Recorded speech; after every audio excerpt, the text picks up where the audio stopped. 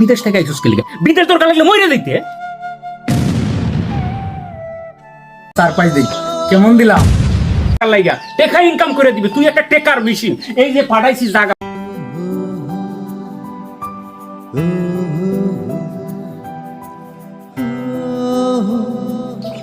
আব্বা, আব্বা, আব্বা, ভাইয়া তোমার কোথায়? হে শুয়েব, তুই কোন সময় আইলে? কিছু বললেও না, না বললে চলে আইলে বিদেশ থেকে ঘটনা।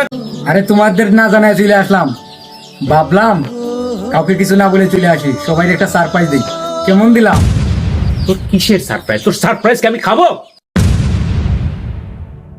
তোর সাহস দেখি আমি যথেষ্ট পরিমাণ খুশি হয়েছি। তুই সিদ্ধান্ত নেওয়াকে আমার না জানায় তুই বিদেশে বলে? কিছুদিন হলো তোরে বিদেশ পাঠাইলাম, আর তুই বলছিলে আমাকেও বিদেশ নিবে, আর এখন নিজেই চলে আসছে।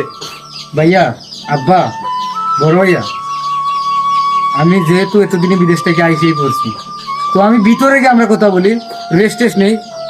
অনেক দূর থেকে জার্নি করে আছি তো মাথা টাথা ব্যথা করতেছে। তুই কিসের রেস্ট করবে? এটা কি রেস্ট হাউস বানাই রাখছি? আর কিসের তুই গরো যাইবে? গরো গিয়ে রেস্ট করবে? তোর কোনো রেস্ট ফেস্ট নাই, তুই বাসা থেকে বাইরে যা।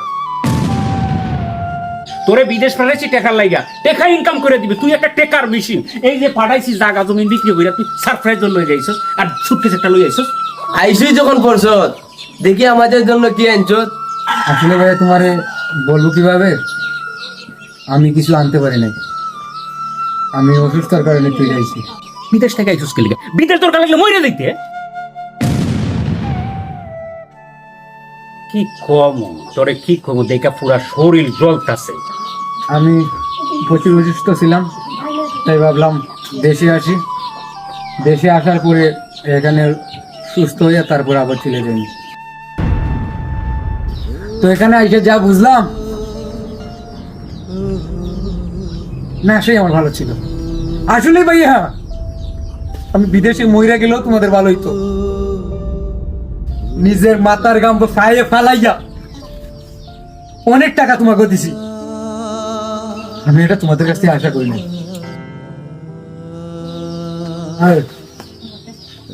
ভাই, তোমার জানি কি লাগবো?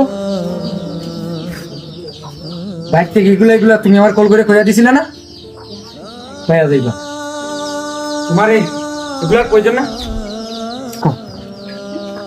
এই ঘড়িটা তুমি রাইখা দো, আমারে প্রয়োজন না তো, তোমাদের তো এগুলারই প্রয়োজন। বিদেশ গিয়া যার যেটা লাগে ওইটা আমি দিয়া দিব, আর তোমরা কখনো আমার মুখে দেখবা না। এই নাও আপা, দেখো, আর জীবনও তোমরা যে যেটা লাগে এটা দিয়া দিব, আর জীবনও তোমাদের বাইকে। প্রবাসীর টাকায় সবাই আপন, দেশে পেলেই সে বোঝা, যতদিন টাকা আছে ততদিন সম্মান, টাকা বন্ধ হলেই অপমান। বিদেশ গাম জোরে, দেশে পেলেই চোখের জল জরে। প্রবাসীর কষ্ট কেউ দেখে না, শুধু তার টাকাটাই দেখে। যার টাকায় সংসার চলে সেই মানুষটাই সবচেয়ে বেশি অবহেলিত। হ্যাঁ ভাই, এটাই আমাদের বর্তমান সমাজ। তাই আসুন দেখে বদলাই, শিখে বদলাই।